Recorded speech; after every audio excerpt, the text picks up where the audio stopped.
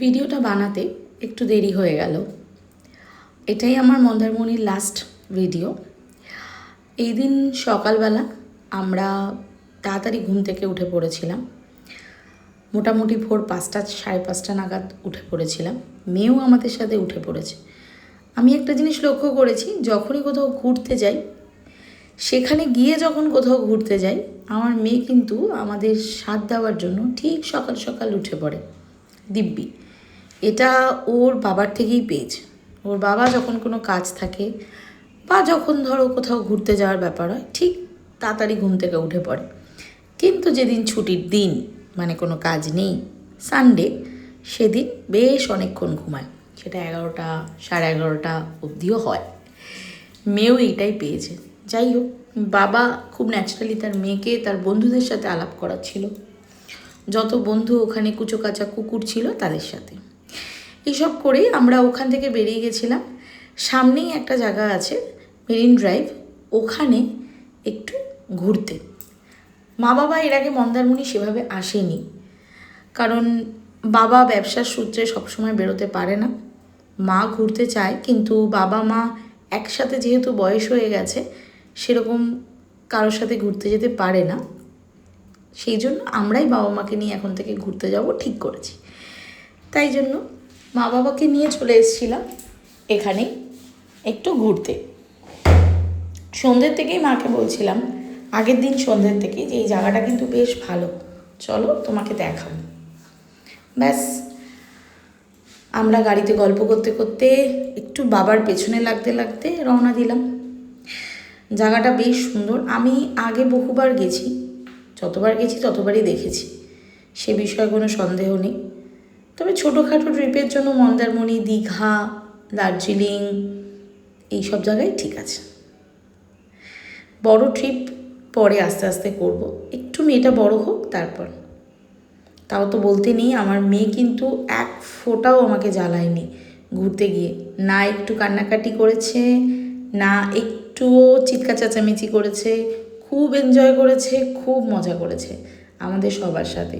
না খাওয়া দাওয়াতে কোনো প্রবলেম করেছে। সমস্ত কিছু যথেষ্ট ভালোভাবে আমাদের সাথে ও নিজেকে নিজে ম্যানেজ করিয়ে নিয়েছে। ছোট হলেও হাবভাবে কিন্তু বেশ বড় বড়। যাই হোক, রিসেন্টলি মেয়ের একটু ঠান্ডা লেগেছে। না না, ঘুরে আসার জন্য একদমই নয়। অ্যাকচুয়ালি আমাদের এখানে এত গরম পড়েছে যে বড়দেরই শরীর খারাপ হয়ে যাচ্ছে, সেখানে ছোটরা কী করে পারবে। ব্যাস, আমার জীবনের একটা শখ ছিল সমুদ্র, সাথে নিজের সব থেকে প্রিয় মানুষগুলো। প্রিয় মানুষদের মধ্যে সব থেকে প্রথম যে মানুষটা আমার জীবনে সব থেকে প্রিয়, যে মানুষটা আমার দোষ গুণ সব কিছু নিয়ে আমাকে অ্যাকসেপ্ট করেছে, সেটা আমার নিজের হাজবেন্ড। মা বাবা তো ভালোবাসবেই সন্তানকে, কিন্তু অন্য কারোর সন্তান হয়েও আমাকে এত সুন্দর করে ভালোবাসতো, এখনও বাসে। মেয়ে হওয়ার পর ভালোবাসা একটু কমেছে, সেটা আমিও ফিল করি। আগে আমার হাত ধরে দাঁড়াতো, এখন মেয়েকে কোলে নিয়ে দাঁড়ায়। আর সাথে আমি পেয়েছি আমার ঈশ্বরের দান, আমার ছোট্ট মেয়েটাকে, আমার ছোট্ট মাম্মাকে। আর তার সাথে উপরই পাওনা নিজের বাবা মা। তাদেরকে নিয়ে ঘুরতে যাওয়ার মজাই আলাদা। মা বলছিল, এর আগে আমি এত সুন্দর করে কখনো মন্দারমণি দেখিও নি, আসিও নি। আর আমার বাবা তার 2 বউকে নিয়ে গেছে ঘুরতে, তার তো মজাই আলাদা। ব্যাস, এইসব করে আমরা আমাদের হোটেলে এসে, আমাদের হোটেলের যে বিচ ছিল, বলেছিলাম না যে অনেকটা ভাটা, সেই জন্য বিচটা বেশ দূরে। সেইখানে আমরা টুকটুক করে হেঁটে হেঁটে, বেশ রোদ্দুর ছিল, আমি, মা, আমার বর, আমার মেয়ে সবাই মিলে একসাথে গেছিলাম আস্তে আস্তে বিচের দিকে। বিচের জল তো, মানে সমুদ্রের জল তো ঠান্ডা হবেই, খুব ন্যাচারাল, কিন্তু মাথার ওপরে রোদ্দুর তো খা খা করছিল। আমার মেয়ের প্রথম সমুদ্রে পা রাখা, প্রথম সমুদ্র দেখা, না একটুও কাঁদেনি, একটুও ভয় পায়নি, উপরন্তু ফিল করেছে। দেখুন, এই হচ্ছে আমার মেয়ে। আমিও সমুদ্র ভালোবাসি, ও সমুদ্র ভালোবাসে। এটা যে আমার কাছে কতটা স্পেশাল মোমেন্ট আমি বলে বোঝাতে পারবো না। আমি কোনো দিন কল্পনাও করিনি যে আমি আমার সন্তানকে নিয়ে নাকি ঘুরতে যাব। আসলে আমি কখনো প্ল্যানিংই করিনি যে আমার একটা বেবি আসবে, কিন্তু ওই যে বললাম, ওপর থেকে যে প্ল্যানিং করে তার উপরে আমরা কেউ প্ল্যানিং করতে পারি না। এদিকে আমার বর একটু রিল্যাক্স হওয়ার জন্য মাসাজ নিচ্ছিল। একদমই সব কিছু জামা কাপড় খুলে নয়, শুধুমাত্র পায়ে আর মাথাতেই মাসাজ নেওয়া হয়েছে। আর এদিকে আমার মা তার চিনিকে নিয়ে বসে আদর আদর করছিল। আমরা চা খাচ্ছিলাম, আমাদের সাথে আবার বিস্কুট খাচ্ছিলেন ম্যাডাম। বলেছিলাম না এই হোটেলটার চারিদিকে অনেক ফুল আছে। সকালবেলা দেখলাম কি সুন্দর সূর্যমুখী ফুলগুলো উঠে আছে, এত সুন্দর লাগছে দেখতে। আমার সব থেকে প্রিয় একটা বোন আছে, ও আমার বোন কম মেয়েই বেশি, ওকে আমি এই ফুলের ছবিটা পাঠিয়েছিলাম। সূর্যমুখী ফুল ওর ভীষণ প্রিয়। ব্যাস ঘুরে টুরে এসে মোটামুটি 8:30 থেকে আমাদের ব্রেকফাস্ট ছিল। যেহেতু ব্রেকফাস্ট কমপ্লিমেন্টারি, সেই জন্য আমরা ব্রেকফাস্ট করতে চলে গেছিলাম। ব্রেকফাস্টে নানান কিছু ছিল, পুরি ছিল, সবজি ছিল, উপমা ছিল, তারপরে উত্তাপম ছিল, স্যান্ডউইচ ছিল, আমার মার সব থেকে প্রিয় ফল তরমুজ ছিল। এখানে তো ব্রেড, বাটার, জ্যাম, কেক সব কিছু ছিল। আমার তো ব্রেকফাস্টে সব থেকে বেশি প্রিয় হচ্ছে উত্তাপম, আমি সেটাই খেয়েছিলাম। সিমইটা খুব একটা ভালো হয়নি, সেটাতে আমার মাই একমাত্র বেস্ট। আর এদিকে ছিল ডিম, বেশ অনেক কিছু ছিল। মা খাচ্ছিল, আমি মাকে জিজ্ঞেস করলাম, কী গো ভালো লেগেছে? মা বললো হ্যাঁ আমার খাবারটা খুব ভালো লেগেছে। আর এদিকে দক্ষযজ্ঞ চলছে খাওয়া নিয়ে। একবার আমার পাতের থেকে, এটা আমার মেয়ের প্লেট, সে আবার কলা খাচ্ছে, ডিম খাচ্ছে, কী করবে বুঝে উঠতে পারছে না। কখনো জ্যাম খেয়ে নিচ্ছে, কখনো পাউরুটি খেয়ে নিচ্ছে, কখনো তরমুজ খেয়ে নিচ্ছে, মানে ওই ঘুরতে গেছে। আমার মা কিন্তু তরমুজ পেয়ে বেজায় খুশি, কারণ মা তরমুজ খেতে খুব ভালোবাসে। ব্যাস আমরা একটুখানি ওখান থেকে ব্রেকফাস্ট করে এসে একটু পুলে নেমেছিলাম। আর একবার একটু পুলে নেমে আর একটু স্নান টান করে ব্যাস আমরা রেডি হয়ে গেছিলাম সবাই মিলে। রেডি হয়ে এবার আমরা হোটেল ছেড়ে দেওয়ার মুভমেন্টে রয়েছি। সেইখানে আমার বর কিছু ছোটোখাটো পশু পাখি, আমাদের দুজনের একটা খুব সুন্দর জিনিস আছে আমার আর আমার হাজব্যান্ডের। আমি কোথাও গেলে ভীষণ পরিমাণে গাছগাছালি, ফুল এগুলো খুঁজি, আর ও কোথাও গেলেই পশু পাখি সব কিছু খোঁজে। ও এখন আমার মা বাবাকে নিয়ে যাচ্ছে সুন্দর একটা জিনিস দেখাতে। সেই সুন্দর জিনিসটা কি সেটা একটু পরেই তোমরা জানতে পারবে। ওর সাথে শুধু একটু থাকো আর হেঁটে হেঁটে হেঁটে হেঁটে আসো। এদিকে আবার ছোট্ট করে দেখা যাচ্ছে একটা কাঠবিড়ালি, এই যে টুক করে গাছ দিয়ে উঠে চলে গেল কাঠবিড়ালি। ওরাও ওদের বাসা খুঁজে নেয় না, এখানে ওখানে সেখানে। ভালো লাগে সত্যি, নেচারের মধ্যে থাকতে, প্রকৃতির মধ্যে থাকতে সত্যিই ভালো লাগে। আর এদিকে এই ম্যাডামের কোনো ক্লান্তি নেই, উনি ঘুরে যাচ্ছে। কে বলবে ও একটা 7 মাসের বাচ্চা, বাবার সাথে দিব্যি ব্যাটারি দিয়ে যাচ্ছেন। এই দিকটাতে আমাদেরকে কিছু একটা জিনিস দেখানোর জন্যই সপ্তর্ষি নিয়ে যাচ্ছে, বলছে চলো চলো তোমাদের সবাইকে একটা জিনিস দেখাবো। আর ব্যাস ও ডাক দিয়েছে মানে মোটামুটি কেউ যাবে না এটা হতে পারে না, সবাই মিলে পাল তুলে দৌড়। পেছনে আমার মা বাবা সবাই আসছে।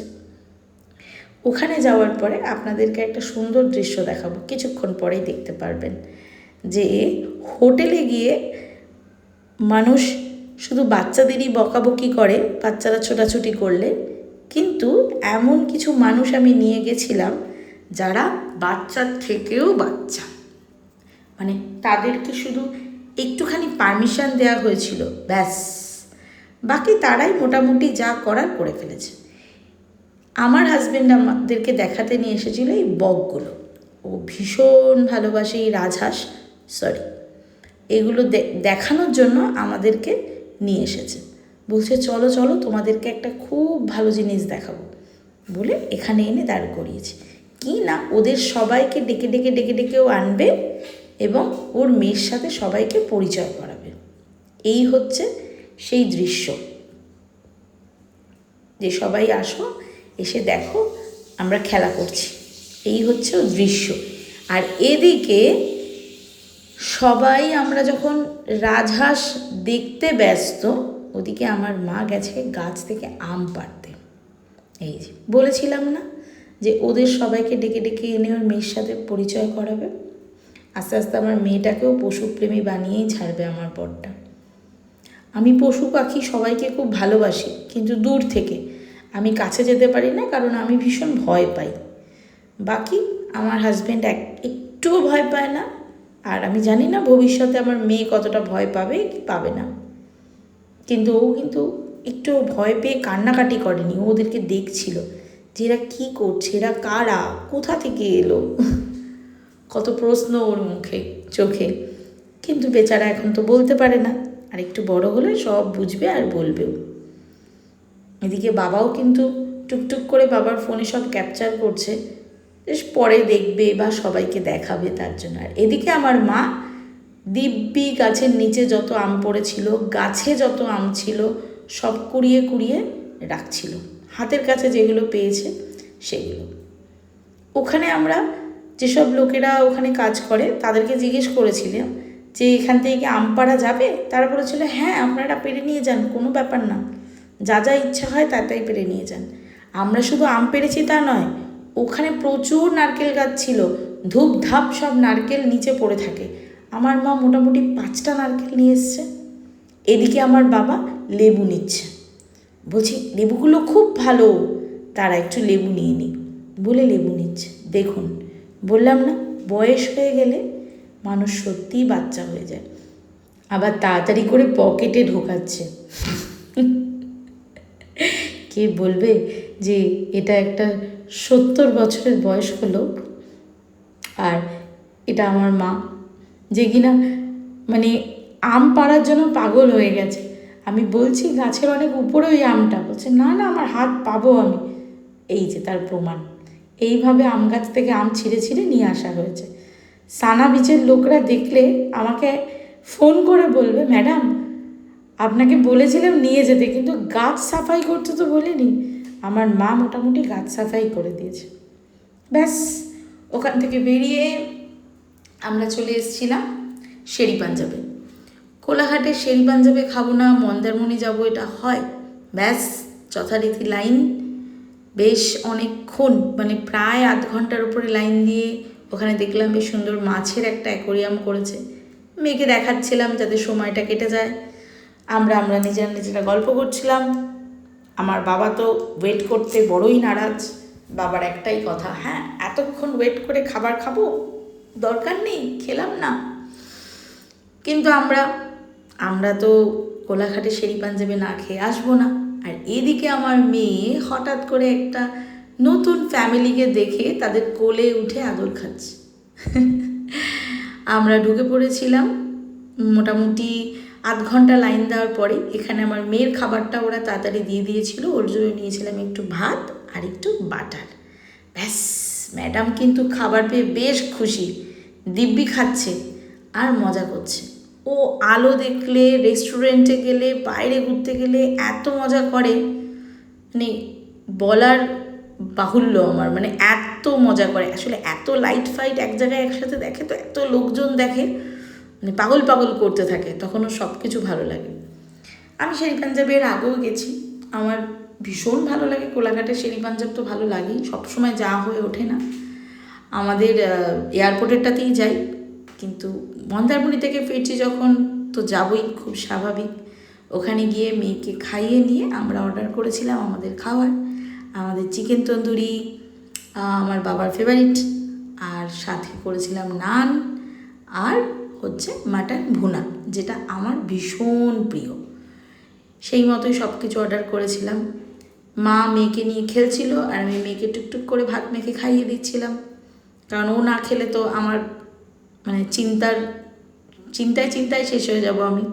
আজকাল বাচ্চা খেলে তবেই ভালো লাগে, অচেত ভালো লাগে না। খাবারটা প্রচণ্ড ইয়ামি ছিল, স্বাভাবিক, আর আমাদেরও খুব খিদে পেয়েছিল।